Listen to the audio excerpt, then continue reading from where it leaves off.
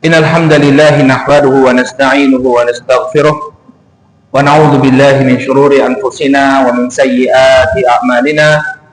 Man yahdihillahu fala mudilla lahu wa man yudlil fala hadiya lahu.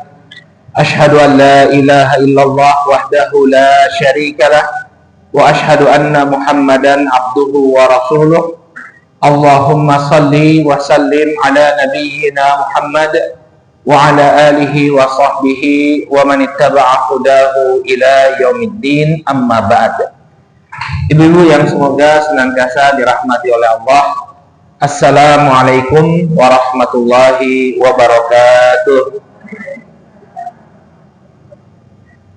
Alhamdulillah, puji dan syukur tak henti-hentinya kita panjatkan kepada Allah Subhanahu wa taala atas segala nikmat yang telah Allah Subhanahu wa taala anugerahkan kepada kita semua. Salawat serta salam semoga senantiasa tercurah kepada junjungan kita Nabi Muhammad, kepada keluarga, para sahabat dan pengikut beliau hingga akhir zaman. Ibu-ibu yang dirahmati oleh Allah, sudah menjadi sunnatullah bahwa kita di dalam menjalani kehidupan ini, kita tidak selalu mendapatkan kesenangan dan kebahagiaan. Selalu ada ujian dan cobaan dari Allah Subhanahu wa taala. Kadang-kadang kita mengalami kesulitan dalam kehidupan ini, ya, baik itu berupa sakit atau kekurangan harta, ya, kondisi yang serba sulit, ya. Bahkan tidak jarang kita diuji oleh Allah Subhanahu wa taala dengan ditinggal oleh orang-orang yang kita cintai.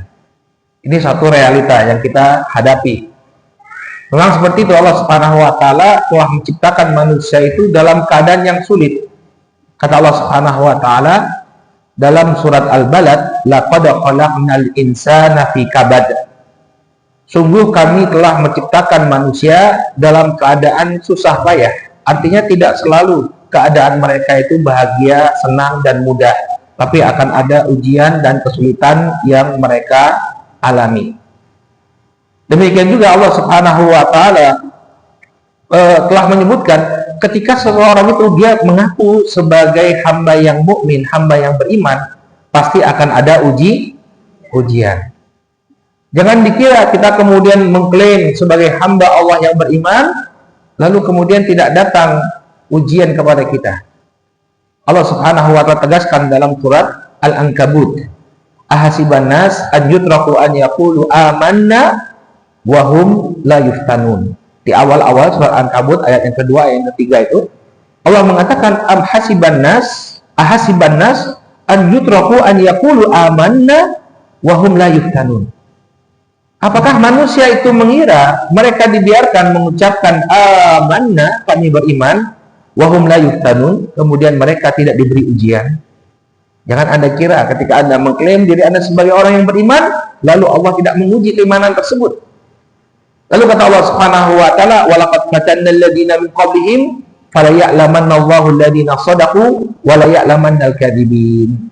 Dan sungguh Allah Subhanahu wa taala, ya, telah memberikan ujian kepada orang-orang yang sebelum mereka. Maka dengannya Allah Subhanahu wa taala mengetahui siapa di antara mereka yang jujur dalam keimanannya, siapa pula di antara mereka yang dusta. Allah Subhanahu wa taala ingin tunjukkan, oh ternyata selama ini klaimnya bahwa dia beriman itu adalah klaim yang dusta. Taunya dari mana? Begitu diberi ujian ternyata dia melakukan perkara-perkara yang dilanggar, yang dilarang oleh syariatnya Allah Subhanahu wa ta'ala, ya. Maka hendaknya setiap orang dia berupaya untuk bersabar dengan musibah-musibah yang ditetapkan oleh Allah Subhanahu wa ta'ala kepada hambanya. Dan itu yang diperintahkan oleh Allah Subhanahu wa ta'ala. Dalam surat Al-Baqarah Allah Subhanahu wa ta'ala berfirman, "Walalabduwannakum bisyai'in minal khawfi wal ju'i wa naqsin minal amwali wal anfusi wat tamarat wa basyiris sabirin." Kata Allah Subhanahu wa taala, dan sungguh kami akan berikan cobaan kepada kalian dengan sesuatu berupa, ya, rasa takut, kelaparan, kemudian kekurangan harta dan jiwa, kekurangan buah-buahan, dan berilah kabar gembira kepada siapa? Orang-orang yang bersabar. Nah, kekurangan jiwa di sini disebutkan oleh Syekh As-Sa'di rahimahullahu taala dalam tafsirnya, wal anfus ay dhahabul ahbab minal aulad wal aqarib wal ashab. Maksud kekurangan jiwa dalam ayat ini adalah kita ditinggal oleh orang-orang yang kita cintai. Kita tahu semua bahwa tidak ada yang kekal abadi di dalam kehidupan dunia ini. Semuanya akan meninggal dunia. Kullu nafsin dha'iqatul maut. Semua yang bernyawa pasti akan mendapatkan kematian. Kalau memang sudah datang kematian kepada orang-orang yang kita cintai, tidak ada seorang pun yang bisa menolaknya. Wa likulli ummatin ajal wa idza jaa ajaluhum la yastakhiruna sa'atan wa la yastaqdimun. Kata Allah Subhanahu wa taala, setiap umat itu ada ajalnya, ada akhirnya. Apabila ajal itu telah datang, maka tidak ada seorang pun yang bisa mengakhirkannya dan tidak ada yang bisa mengedepankannya. Ya, kalau sudah waktunya dia meninggal dunia, ya sudah. Ini satu realita yang harus kita sadari betul. Ya, ada waktunya ketika orang-orang yang kita cintai itu meninggalkan kita. Dan ketika kita melihat Nabi Shallallahu Alaihi Wasallam, beliau itu diuji oleh Allah Subhanahu Wa Taala dengan ditinggal oleh orang-orang yang beliau cintai, ya, saat beliau itu masih hidup. Coba kita lihat saat beliau berada di rahim ibunya, bapaknya meninggal dunia. Nabi itu meninggal dunia dalam keadaan yatim. Para ulama menyebutkan apa hikmahnya Nabi Shallallahu Alaihi Wasallam itu meninggal dunia bapaknya ketika beliau masih dalam keadaan dalam kandungan, ketika beliau lahir dalam keadaan yatim, itu agar menumbuhkan empati pada diri Nabi Shallallahu Alaihi Wasallam. Jadi punya kepedulian bagi orang-orang yang tertimpa musibah. Aku pernah mengalami hal yang sama. Bahkan mungkin kondisi Nabi lebih kuat lagi, lebih besar lagi cobaannya. Lahir dari kehidupan dunia sudah yatim. Kemudian setelah itu ibunya meninggal dunia. Waktu ibunya ngajak Nabi Shallallahu Alaihi Wasallam berziarah. Jadi bapaknya itu meninggal dunia di tengah perjalanan di dekat kota Madinah. Beliau waktu itu tinggal di Mekah. Saat ibunya berziarah pulang ke kota Mekah, ibunya pula yang meninggal dunia.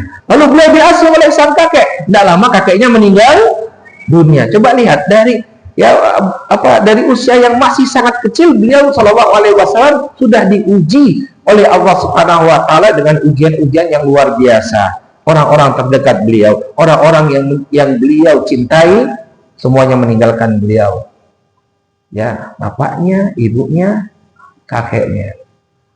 Kemudian akhirnya beliau tumbuh dewasa, menikahlah beliau dengan sosok yang sangat beliau cintai, yaitu Khadijah radhiyallahu taala anhu. Dari pernikahan beliau dengan Khadijah radhiyallahu taala anhu lahirlah buah hati yang sangat beliau cintai. Ada putranya namanya Al-Qasim, kemudian putrinya namanya Zainab, Ruqayyah, Ummu Kulthum, Fatimah dan Abdullah. Ya. Namun kemudian apa yang terjadi? Ya, Khadijah meninggal terlebih dahulu dari Rasul sallallahu alaihi wasallam. Sebelum beliau berhijrah ke kota Madinah, beliau ditinggal oleh istri beliau Khadijah yang sangat dicintai. Bahkan sebelum itu, beberapa hari sebelum atau setelah, ya, tidak lama berselang, beliau juga ditinggal oleh sosok yang beliau cintai, paman beliau. Siapa namanya? Abu Talib. Ini paman yang mengasuh beliau, karena Abdul Muttalib sang kakek mengamanahi sang paman untuk memelihara Nabi Shallallahu Alaihi Wasallam. Maka Abu Talib ini sangat sayang kepada Rasul Shallallahu Alaihi Wasallam. Bahkan ketika beliau bangkit, ya, mendakwahi manusia kepada jalan Allah Subhanahu Wa Taala, pamannya berada di barisan terdepan untuk melindungi Rasulullah. Tapi kemudian Allah takdirkan pamannya ini meninggal dunia, dan yang membuat semakin sedih, pamannya meninggal dalam keadaan kafir. Ibu-ibu tahu kisahnya kan? Beliau mendakwahi sang paman sampai di akhir kehidupannya, qul ya ammi la ilaha illallah kalimatan uhajju laka biha indallah. Katakanlah wahai pamanku, la ilaha illallah, sebuah kalimat yang aku akan pakai untuk membelamu di hadapan Allah Subhanahu wa taala. Tapi pamannya kemudian meninggal dunia dalam keadaan kufur, sampai turun firman Allah, innaka la tahdi man ahbabta. Sesungguhnya engkau wahai Muhammad, engkau tidak bisa memberikan hidayah kepada orang yang kau cintai. Paman yang kau cintai, kau tak bisa kasih hidayah. Kemudian duka yang melanda Nabi SAW tidak berhenti sampai di situ. Ketika beliau pindah ke kota Madinah, sebelumnya putra-putra beliau Al-Qasim dan Abdullah sudah meninggal dunia sebelum beliau diangkat menjadi nabi. Nah, ketika beliau berhijrah ke kota Madinah, duka yang menimpa Nabi SAW tidak berhenti. Pertama, beliau ditinggal oleh putri beliau yang ketika itu adalah istrinya Utsman bin Affan, yaitu Ruqayyah. Ruqayyah meninggal dunia. Kemudian disusul dengan Ummu Kulthum, adiknya. Kemudian disusul dengan Zainab, kakaknya. Jadi Nabi SAW itu keturunannya yang masih hidup, putri yang masih hidup itu satu-satunya cuma Fatimah. Dan itu pun cuma 6 bulan jaraknya dari kematian Nabi SAW, Fatimah menyusul. Nah, dari sini kita bisa melihat betapa besarnya ujian yang menimpa Nabi Shallallahu Alaihi Wasallam. Tapi beliau tetap bersabar. Nah, ini harus kita ingat-ingat ya, ketika musibah itu menimpa kita, kita ingat Nabi Shallallahu Alaihi Wasallam. Kita mungkin baru kehilangan 1-2 orang yang kita cintai. Nabi dari kecilnya sudah diuji oleh Allah Subhanahu Wa Taala dengan ditinggalkan oleh orang-orang yang sangat beliau cintai. Bapak beliau, ibu beliau, kakek beliau, paman beliau, istri beliau, anak beliau, lengkap semua meninggal dunia saat beliau alaihi salatu wassalam masih hidup. Makanya Nabi SAW itu ingin agar beliau itu dijadikan sebagai contoh. Disebutkan dalam sebuah hadis dari Anas bin Malik radhiyallahu taala anhu bahwa suatu ketika Nabi SAW sedang berjalan, kemudian mendapati di kuburan ada seorang wanita yang sedang menangis. Ya, dia menangis di kuburan anaknya. Saat itu Nabi SAW mengatakan kepada wanita tersebut, "Ittaqillah wasbiri." Bertakwalah engkau kepada Allah Subhanahu wa Ta'ala dan bersabarlah. Tapi karena wanita ini tidak menoleh ke belakang, dia nggak tahu kalau yang mengatakan itu adalah Rasulullah. Apa responnya? Dia katakan, "Innaka lam tusib bi musibati." Sesungguhnya engkau tidaklah diuji sebagaimana ujianku. Padahal kalau dia ngelirik sedikit saja, dia lihat itu Nabi SAW, dia tidak akan mengucapkan kata-kata tersebut. Anda baru ditinggal oleh satu orang anak. Nabi SAW semua anaknya, ya, kecuali Fatimah radhiyallahu taala meninggal dunia ketika beliau masih hidup. Maka dari sini, ibu-ibu yang dirahmati oleh Allah, ya, ini menjadi sunnatullah bahwa kita pasti akan ditinggalkan oleh orang-orang yang kita cintai. Lalu apa yang harus ada pada diri kita? Ya, sabar. Jangan kemudian musibah tersebut malah menjadi sebab musibah yang kedua, yaitu menjerumuskan kita pada perbuatan dosa. Dosa apa? Dosa meratap. Nah, inilah yang akan kita bahas pada pertemuan kali ini. Dan ini sering terjadi, ya, terutama bagi orang-orang yang kurang agamanya. Ketika dia ditinggal oleh orang yang dia cintai, terutama dalam keadaan mendadak. Ya, kalau misalnya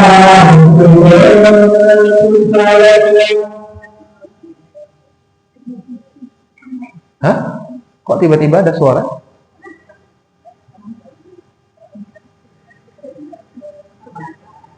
Hah? Bukan. Bocor. Wireless, tapi ini pakai kabel Pak, nggak pakai wireless. Ya, baik, nggak apa-apa lah.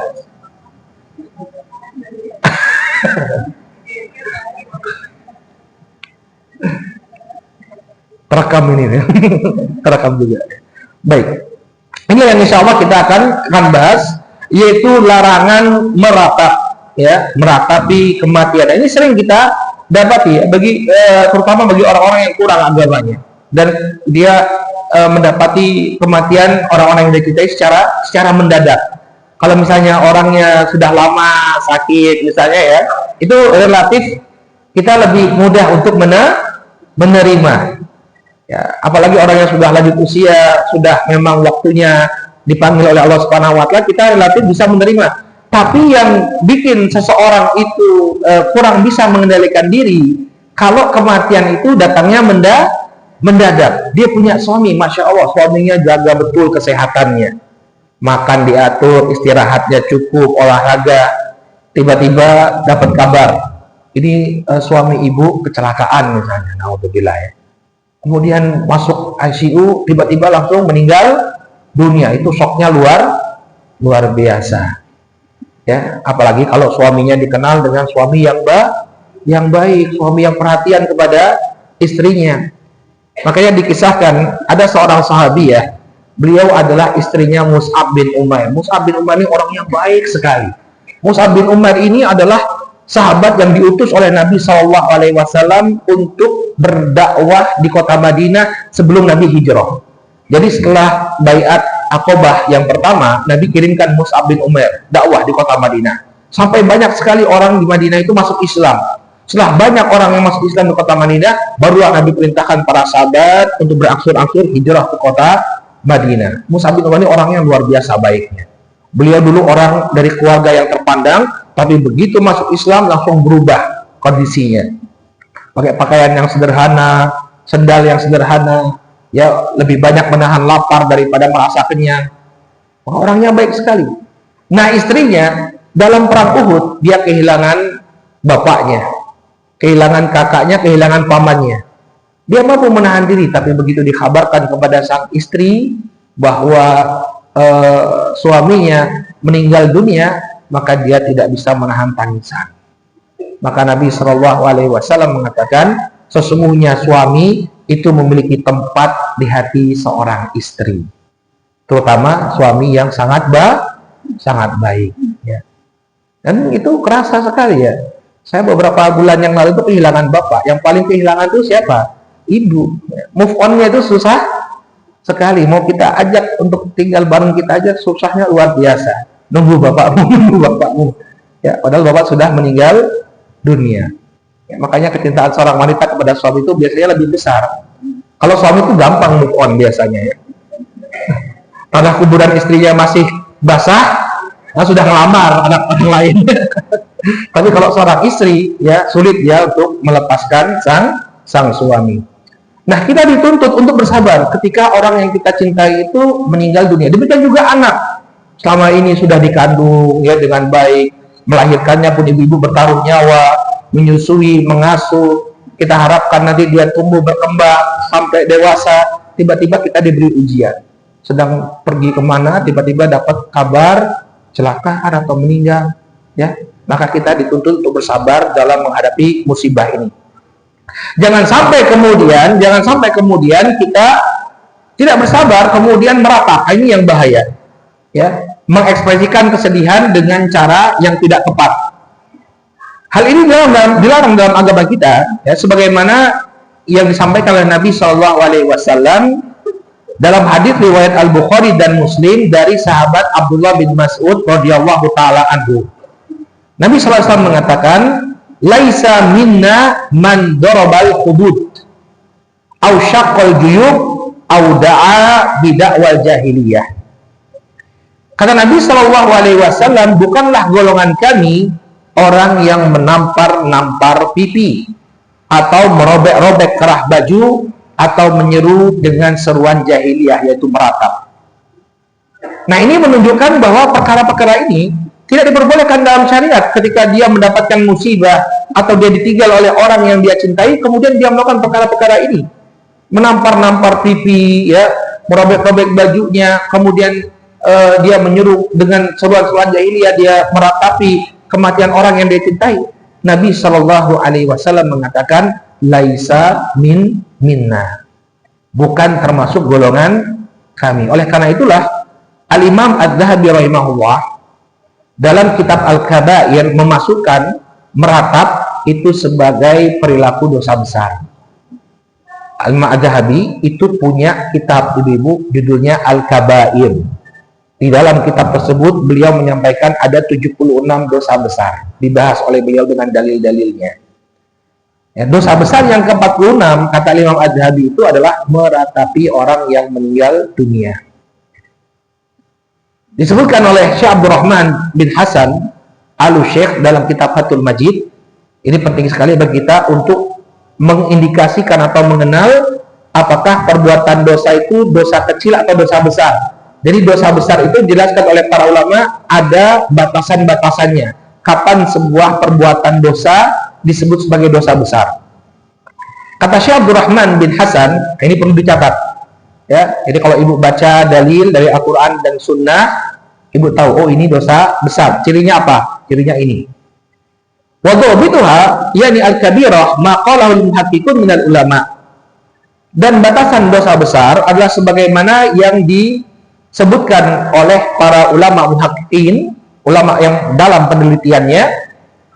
Di antaranya adalah kullu dzanbin khatamahullahu binar. Ya, semua dosa yang disebutkan oleh Allah Subhanahu wa taala, digandingkan oleh Allah Subhanahu wa taala dengan neraka.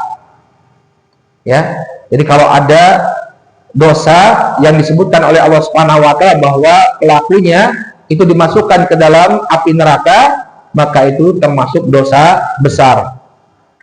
Au la'nah, atau Allah Subhanahu wa taala mengaitkannya dengan laknat. Ya. Misalnya la'anallah man akila riba wa mukilahu wa katibahu wa syahidah. Allah melaknat seorang yang makan riba, yang memberi makan riba, yang menulis riba dan menjadi saksi riba, ya. Itu artinya riba dosa besar. Durhaka kepada orang tua juga mendapatkan laknat, ya. Au ghadab, atau dikaitkan dengan kemurkaan Allah Subhanahu wa taala, au azab, atau Allah Subhanahu wa taala kaitkan dengan azab, maka ini diantara tanda-tanda dosa besar. Ya, ditambahkan oleh Ibnu Taimiyah rahimahullahu taala, juga ditambahkan padanya nafyul iman, ketika dikatakan tidak ada iman pada orang tersebut. Ya. La yu'minu zani, kata Nabi SAW, wahwa yazni, tidak beriman seseorang ketika dia berzina. Berarti zina itu dosa besar. Kemudian kata beliau, waman bara'a minhu Rasul sallallahu alaihi wasallam, demikian juga yang menjadi batasan dosa besar ketika Rasul sallallahu alaihi wasallam berlepas diri dari perbuatan tersebut. Al-qala, atau beliau mengatakan, laisa minna man fa'ala kada au kada. Atau Nabi SAW dengan tegas mengatakan, bukanlah termasuk golongan kami orang yang melakukan demikian dan demikian. Kalau kita kembalikan ke dalam hadisnya tadi berbunyi, laisa minna man darabal hudud au syaqqal juyub au da'a bid'awal jahiliyah. Bukan termasuk golongan kami orang yang menampar-nampar pipi, merobek-robek baju dan menyeru dengan seruan-seruan jahiliyah. Berarti ini dosa besar. Karena Nabi Shallallahu Alaihi Wasallam telah mengeluarkan orang tersebut dari golongannya. Nah, kenapa meratap ini ya dikategorikan atau menjadi dosa besar selain tadi ya bahwa Allah Subhanahu Wa Taala, Nabi Sallallahu Alaihi Wasallam menyebutkan bahwa pelakunya laisa minna, karena pada perilaku orang yang meratap ya, dia seharusnya dia diperintahkan oleh Allah Subhanahu wa taala untuk bersabar, tapi dia justru tidak bersabar, dan pada perbuatannya terdapat kesan menolak takdirnya Allah Subhanahu wa taala.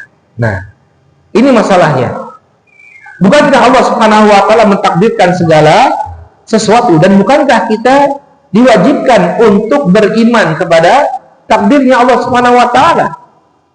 Ya, Nabi sallallahu alaihi wasallam saat tanya oleh Jibril alaihissalam tentang apa itu iman, maka beliau mengatakan, antu'mina billahi wa malaikatihi wa kutubihi wa rusulihi wal yaumil akhiri wa antu'mina bi qadarihi khairihi wa syarrihi. Yang namanya iman itu adalah engkau beriman kepada Allah, beriman kepada kitab-kitabnya, kepada malaikatnya, kitab-kitabnya, kepada rasulnya, beriman kepada hari akhir, dan kau beriman kepada takdirnya yang baik maupun yang buruk. Sehingga wajib bagi kita untuk beriman. Ini takdir Allah Subhanahu wa taala. Ini ketentuannya Allah Subhanahu wa taala. Tapi dia menolak itu. Enggak terima dengan apa yang Allah Subhanahu wa taala takdirkan. Ya. Maka ini yang menjadi sebab kenapa meratapi kematian orang yang kita cintai ini termasuk dosa besar. Karena mengesankan dia menolak ya takdir Allah Subhanahu wa taala. Demikian juga dalam hadis yang lain ya, Nabi Shallallahu alaihi wasallam menegaskan bahwa meratapi mayit ini merupakan perilaku jahiliyah. dan sudah ma'ruf di tengah-tengah kita bahwa ketika sebuah perilaku disandarkan kepada jahiliyah, ini berarti harus kita tinggalkan. Dalam hadis yang diriwayatkan oleh Imam Muslim, Nabi Shallallahu Alaihi Wasallam mengatakan, arba'un fi ummati min amril jahiliyah la yatrukunahunna. Ada 4 perkara dari perkara-perkara jahiliyah yang belum ditinggalkan oleh umatku. Ya, jadi masih banyak dari umat Muhammad Shallallahu Alaihi Wasallam yang mengerjakannya.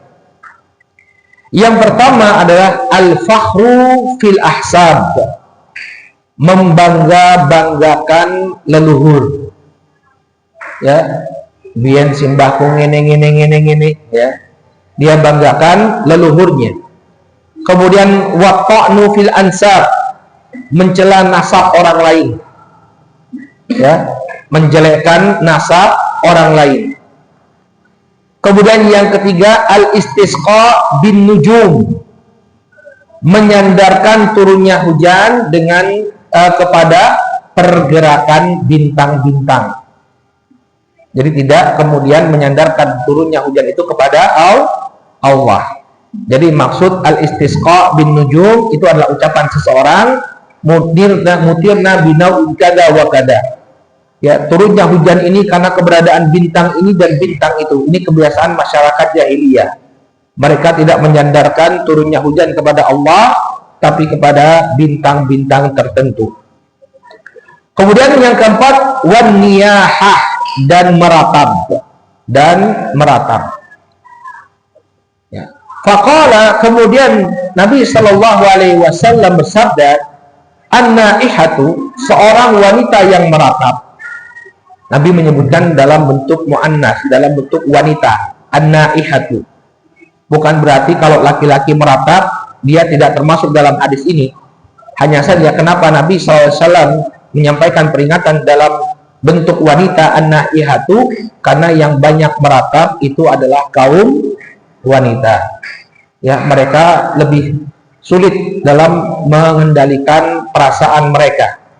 Maka Nabi mengatakan an-naihatu idza lam tatub qabla mautiha tuqamu yaumal qiyamah wa 'alaiha sibalun min qatiran wa dir'un min jarab.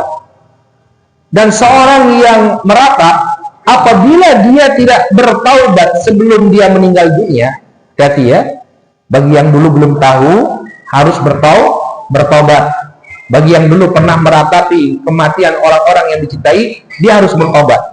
Kenapa? Seorang yang meratap kemudian dia belum bertobat sebelum kematiannya, tuqamu yaumal qiyamah, maka nanti dia akan dibangkitkan pada hari kiamat, wa 'alaiha sibalun min qatiran, dan nanti dia akan dipakaikan ya pakaian yang berlumuran tembaga panas.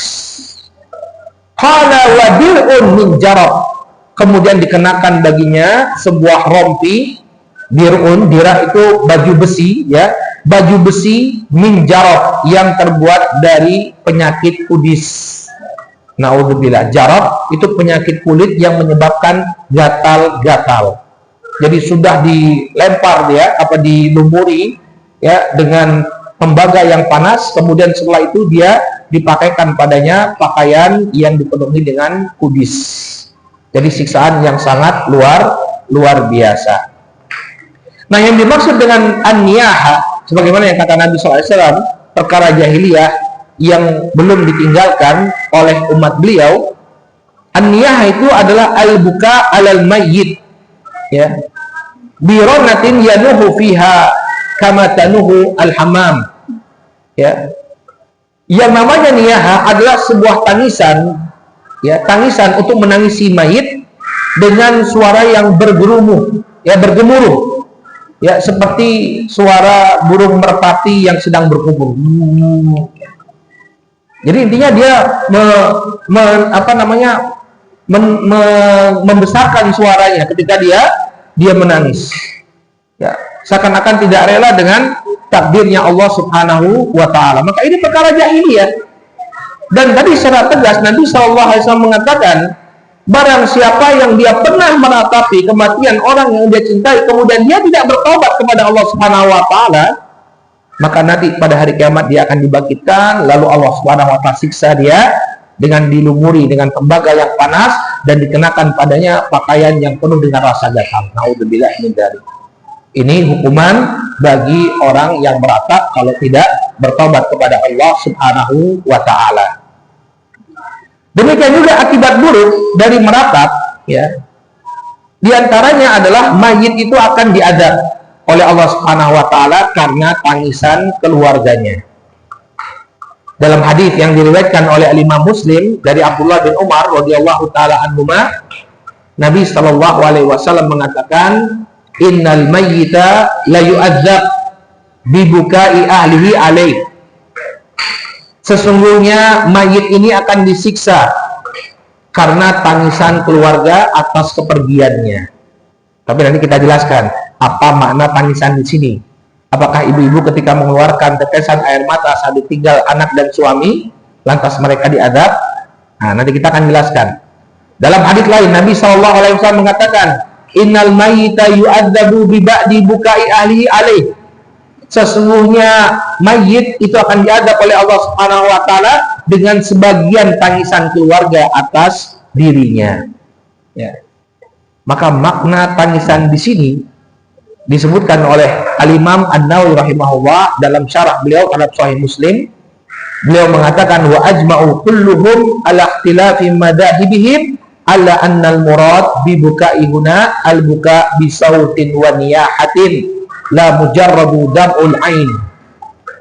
Para ulama bersepakat apapun mazhab mereka, coba lihat ya, apapun mazhab mereka, mereka bersepakat bahwa yang dimaksud dalam hadis ini bukanlah tangisan dengan meneteskan air mata, tapi tangisan yang diiringi dengan suara dan ratapan. Jadi kalau kita kembalikan kepada hadisnya, innal maita la yu'adzabu bi bukai ahli alaih, sesungguhnya mayit itu akan diazab itu dengan tangisan ratapan dari keluarga yang ditinggalkan. Ya.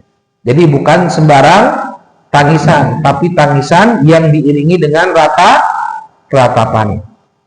Karena tangisan kepada mayit itu dijelaskan oleh para ulama ada dua. Kata Syekh Muhammad bin Shalih Al-Utsaimin rahimahullahu taala dalam syarah Riyadhus Shalihin, al-buka'u 'alal mayyit nau'an. Tangisan kepada mayit itu ada dua jenisnya. Nau'un iqtadathu at-tabi'ah. Yang pertama adalah jenis yang memang sudah merupakan fitrah manusia. Dia sedih ketika ditinggal oleh orang yang dicintainya, kemudian dia mengeluarkan air mata. Ini tabiat manusia. Fahadha la ba'sa bihi wa la yulam alaihi al-abdu. Maka tangisan yang seperti ini, ya, seorang hamba itu tidaklah dicela, tidak mengapa, la ba'sa bihi. Jadi boleh bagi kita untuk menangis saat orang yang kita cintai meninggal dunia, ya. Dan ini pun terjadi di masa Nabi Shallallahu Alaihi Wasallam. Bahkan Nabi Shallallahu Alaihi Wasallam beliau menangis saat putra yang sangat beliau cintai yaitu Ibrahim meninggal dunia. Ya. Jadi Nabi Shallallahu Alaihi Wasallam itu punya seorang anak laki-laki namanya Ibrahim. Ibrahim ini lahir dari Maria Al-Qibtiyah. Maria Al-Qibtiyah ini bukan istrinya Nabi Shallallahu Alaihi Wasallam, tapi seorang budak wanita yang dihadiahkan oleh Muqawqis. Muqawqis ini adalah seorang pendeta besar dari negeri Alexandria, Iskandaria. Dia dikirimi surat, didakwahi oleh Rasul Shallallahu Alaihi Wasallam untuk masuk Islam, tapi dia tidak masuk Islam, hanya saja dia menghormati Rasulullah. Dia kirimkan hadiah berupa dua orang budak wanita dan seekor bigol, percampuran antara kuda dan keledai. Dua budak wanita namanya Sirin dan juga Maria. Maria kemudian diambil oleh Nabi SAW lalu melahirkan seorang putra namanya Ibrahim. Beliau mengatakan dalam sebuah hadis, "Wulidali gulamun ismu Ibrahim." Wulidali gulamun fasamaitu bismi abi Ibrahim. Telah dilahirkan untukku seorang putra, maka aku namakan dia dengan nama bapakku yaitu Ibrahim. Nabi sayang sekali kepada Ibrahim ini. Nah, ketika meninggal dunia, beliau menangis. Berarti kan menangis gak apa-apa. Dalam hadis yang diriwayatkan oleh Imam Al-Bukhari dari Anas bin Malik radhiyallahu taala anhu, Anas mengatakan, anna Rasul sallallahu alaihi wasallam dakhala ala ibnihi Ibrahim wa huwa yajudu bi nafsihi. Ketika itu Nabi sallallahu alaihi wasallam menemui putra beliau Ibrahim, masih kecil, yang masih lucu-lucunya. Wa huwa yajudu bi nafsihi. Ketika itu Ibrahim dalam keadaan yang sangat payah. Faja'alat aina Rasulullah sallallahu alaihi wasallam tadbifan. Maka ketika itu kedua matanya Nabi sallallahu alaihi wasallam pun mengeluarkan tetes tangisan. Faqala lahu Abdurrahman bin Auf. Maka kemudian Abdurrahman bin Auf mengatakan kepada Nabi sallallahu alaihi wasallam, "Wa anta ya Rasulullah, engkau pun menangis wahai Rasulullah." Faqala yamna Aufin, innaha rahmatun. Ya, wahai Ibnu Auf, wahai Abdurrahman bin Auf, sesungguhnya tangisanku ini adalah ekspresi kasih sayang. Ini sayang sekali sama putranya meninggal dunia. Tsumma atbaha bi ukhra, kemudian beliau menangis lagi. Ya, beliau mengeluarkan tetes air mata lagi. Faqala, kemudian apa kata Nabi sallallahu alaihi wasallam? Innal aina tadma wal qalbu yahzan wala naqulu illa ma yurdi rabbana wa inna li firaqika ya Ibrahim la mahzunun. Kemudian Nabi sallallahu alaihi wasallam mengatakan, sesungguhnya mata ini menangis dan hati ini sangat bersedih, tapi ini semua tidaklah membuat kita mengucapkan kecuali apa yang diridhoi oleh Rabb kita. Ini yang penting. Tidak mengapa kita menangis, itu satu hal yang merupakan tabiat manusia. Ketika ditinggalkan oleh orang yang dia cintai, ditinggalkan oleh orang yang memiliki tempat dalam hatinya, dia mengekspresikan kesedihannya dengan menangis. Ini terjadi pada orang yang paling sabar, yaitu siapa? Rasulullah Shallallahu Alaihi Wasallam. Beliau menangis. Tapi apa? Wala naqulu illa man yurdi ma yurdi rabbana. Tapi kita tidaklah mengucapkan sesuatu melainkan yang diridhoi oleh Rabb kita. Tidak kemudian meratapi kematian. Kenapa harus saya? Bapak, kenapa Bapak sedang di puncak karir misalnya, ya. Anak-anak kita siapa yang ngurusi, Pak? Tega kau Pak meninggalkan aku sendiri. Ya. Itu kalau suaminya dicintai. Kalau suaminya suka menyakiti dia, alhamdulillah mati ya, tinggal nunggu pensiun nih ya. Tapi kalau suaminya sangat dia cintai, luar biasa, ya. Maka kata Nabi, ini yang penting. Wala naqulu illa man yurdi rabbana. Tidak ada masalah dengan tangisan Anda, tapi masalahnya adalah apa yang keluar dari lisan. Jangan kemudian mengucapkan sesuatu kecuali yang mendapatkan ridho dari Allah Subhanahu wa taala. Lalu Nabi menegaskan, wa inna li firaqika ya Ibrahim la mahzunun. Dan kami wahai Ibrahim sangat bersedih sekali dengan kepergian. Berarti kan nggak masalah kita sedih, nggak masalah kita nangis, tapi jangan sampai merata. Ini tangisan yang pertama. Kemudian tangisan yang kedua kata Syekh Muhammad bin Shalih Al-Utsaimin, wa amma an-naw'u tsani fa huwa al-buka alladhi yanuhu fil insan niyahan, ya. Kemudian jenis tangisan yang kedua adalah tangisan yang diiringi dengan ratapan, ya. Hadzal buka yu'adzab bihil mayyit fi qabrihi. Inilah tangisan yang diiringi dengan ratapan, inilah yang bisa menyebabkan seorang mayit itu diadab di kuburnya, ya. Nah sekarang pertanyaannya, ini pertanyaan ibu-ibu juga pasti, Ustadz, bukankah orang itu diadab karena apa yang dia lakukan? Nah ini dia sudah meninggal dunia, kenapa dia diadab atas perbuatan orang lain yang masih hidup? Ini pertanyaan kita semua. Masa orang itu diadab? Padahal Allah Subhanahu wa taala mengatakan, wala taziru waziratun wizra ukhra. Seseorang itu tidak akan mengikul dosa orang lain. Ini yang menangis adalah keluarganya. Ya.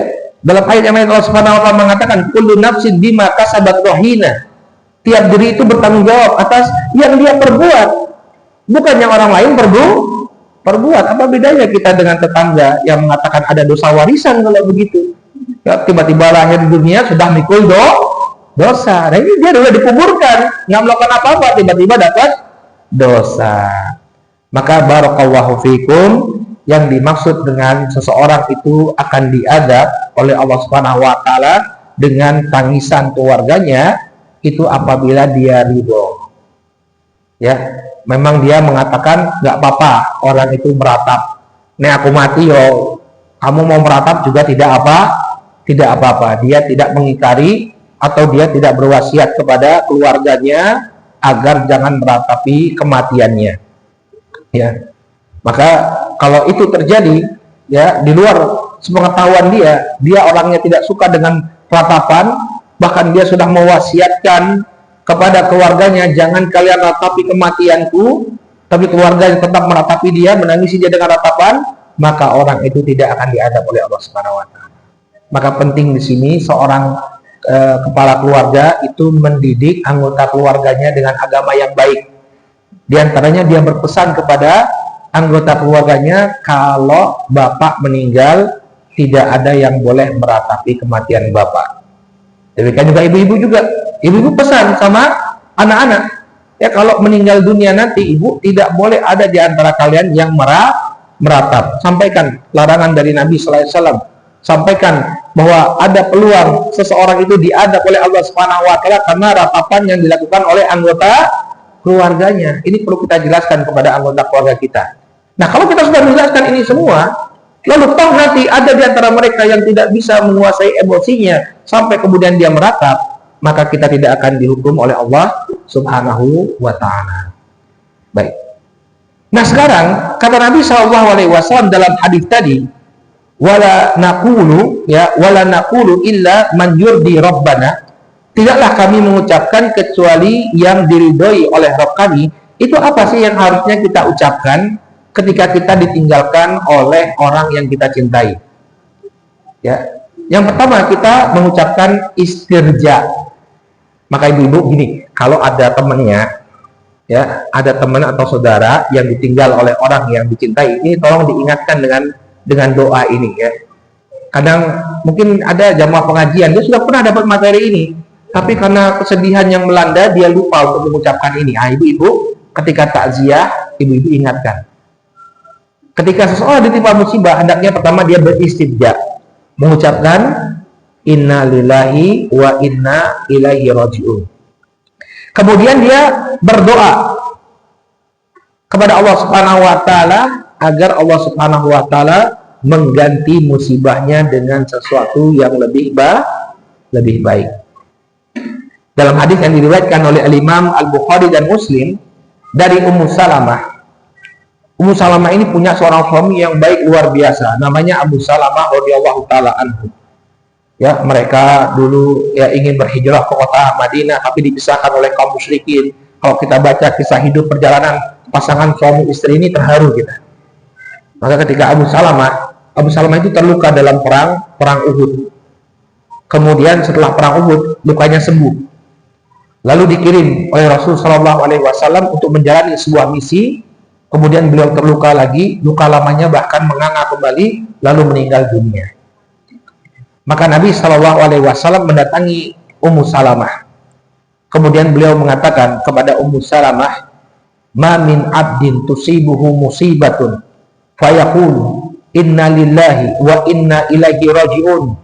Allahumma ajurni fi musibati wa akhlif li khairan minha, illa ajarahu Allahu fi musibatihi wa akhlafa lahu khairan minha."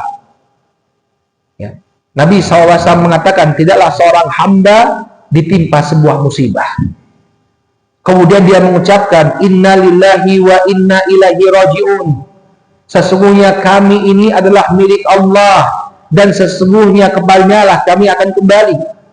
Lalu dia berdoa, Allahumma jurni fi musibati, ya Allah berikanlah pahala kepadaku atas musibah yang aku alami, wa akhlif li khairan minha, dan gantikan untukku dengan sesuatu yang baik. Melainkan ketika seseorang membaca ini, melainkan Allah Subhanahu wa taala akan berikan pahala atas musibah yang menimpa dirinya dan Allah Subhanahu wa taala akan gantikan dengan sesuatu yang lebih baik, ya. Maka kemudian kata Ummu Salamah, falamma tufiya Abu Salamah qultu kama amarani Rasulullah sallallahu alaihi wasallam.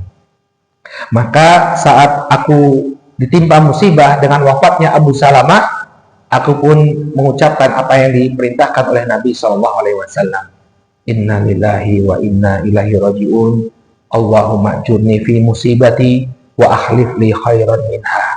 Ini diucapkan oleh Ummu Salamah, fa akhlafallahu li khairan minhu Rasulullah sallallahu alaihi wasallam. Maka kemudian Allah Subhanahu wa taala menggantikan sosok yang lebih baik daripada Abu Salamah, yaitu Rasulullah sallallahu alaihi wasallam. Makanya jangan lupa untuk membaca doa ini ketika ditimpa musibah, ya. Apalagi ditinggal oleh orang-orang yang dicintai, ditinggal suami, baca ini nanti dapat suami yang lebih bagus. Ya, Rasulullah sallallahu alaihi wasallam menggantikan posisi Abu Salamah. Padahal kata Ummu Salamah dalam riwayat yang lain, siapa yang bakal menggantikan, siapa yang lebih baik daripada Abu Salamah? Karena menurut pandangannya Ummu Salamah, Abu Salamah itu adalah suami yang terbaik. Ternyata ada yang lebih baik daripada Abu Salamah, yaitu Rasulullah sallallahu alaihi wasallam.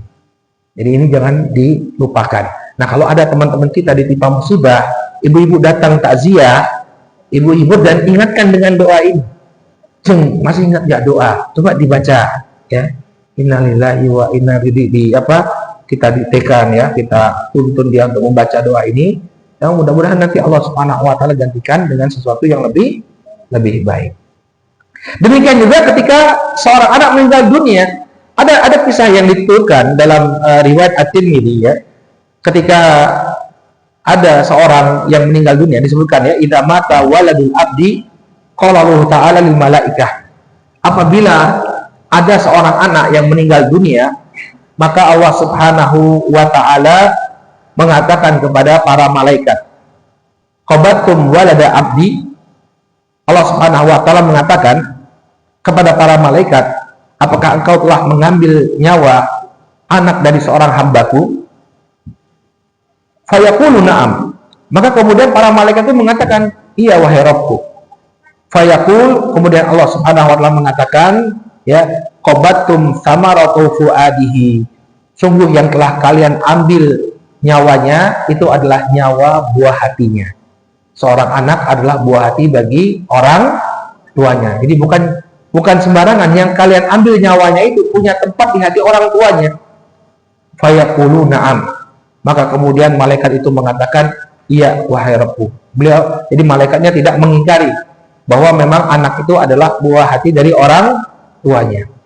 Lalu Allah Subhanahu wa taala mengatakan, madza qala abdi? Apa yang diucapkan oleh hambaku ketika anaknya meninggal dunia? Fayaqulun, maka kemudian para malaikat itu mengatakan, ya, hamadaka wastarja.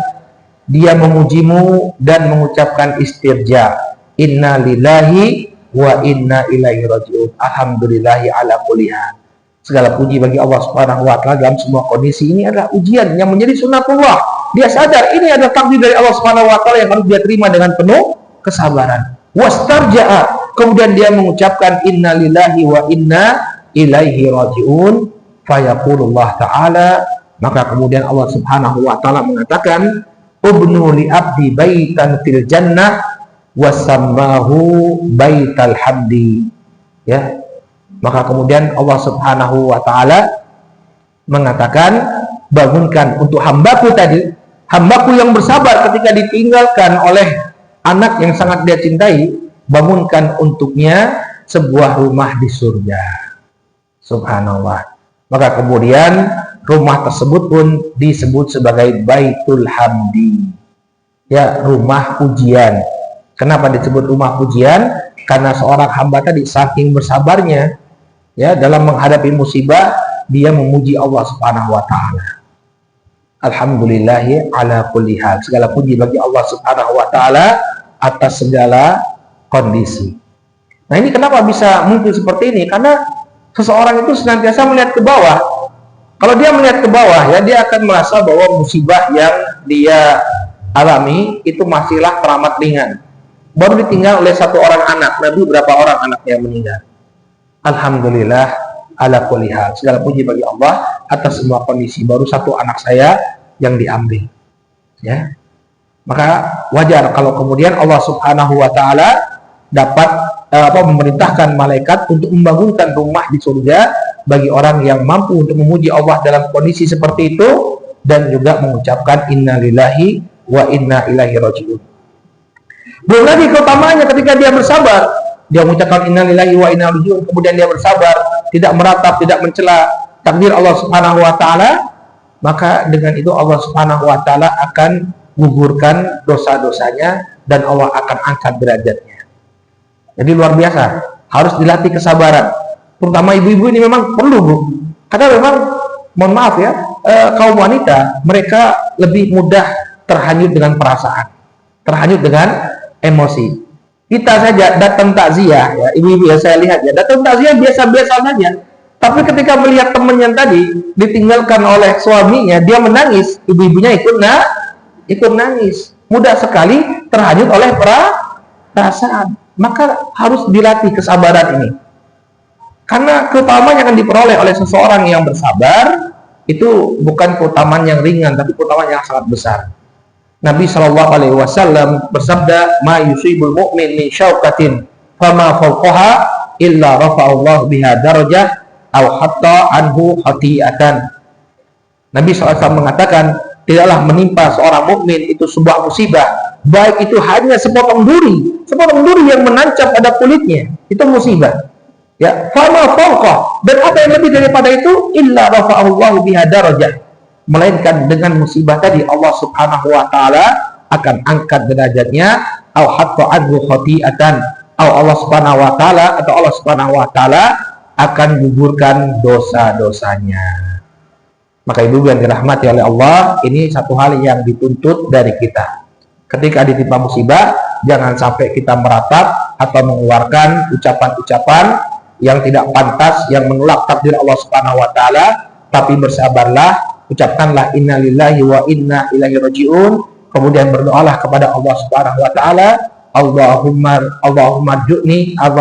Allahumma ujurni fi musibati wa akhlif li khairan minha.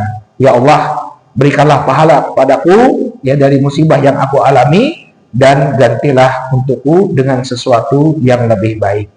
Baik, wallahu taala a'lam bishawab. Mungkin ini yang bisa kita sampaikan dalam kajian kali ini.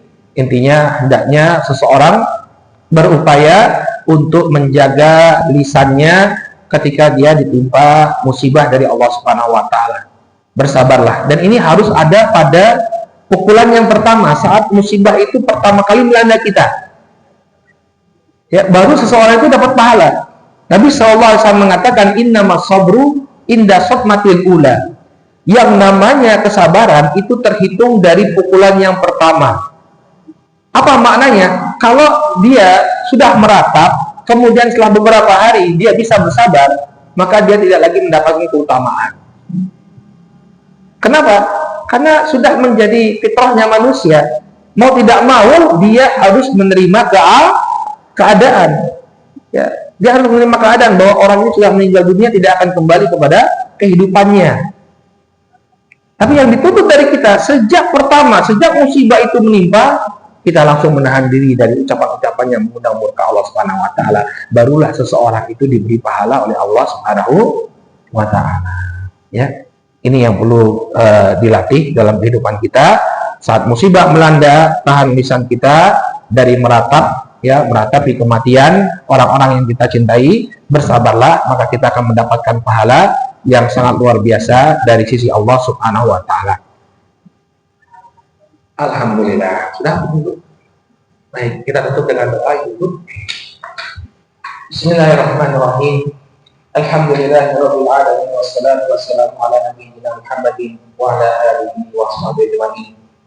Rabbana zalamna anfusana wa in lam taghfir lana wa tarhamna lanakunanna minal khasirin. Allahumma ighfir lil muslimina wal muslimat wal mu'minina wal mu'minat al ahya'i minhum wal amwat برحمتك يا أرحم الراحمين. ربنا لا تزغ قلوبنا بعد إذ هديتنا وهب لنا من لدنك رحمة إنك أنت الوهاب. اللهم أرنا الحق حقا وارزقنا اتباعه وأرنا الباطل باطلا وارزقنا اجتنابه. ربنا هب لنا من أزواجنا وذريتنا قرة أعين واجعلنا للمتقين إماما. اللهم أعنا على ذكرك وشكرك وحسن عبادتك. ربنا آتنا في الدنيا حسنة وفي الآخرة حسنة وقنا عذاب النار. سبحان ربك رب العزة عما يصفون وسلام على المرسلين والحمد لله رب العالمين.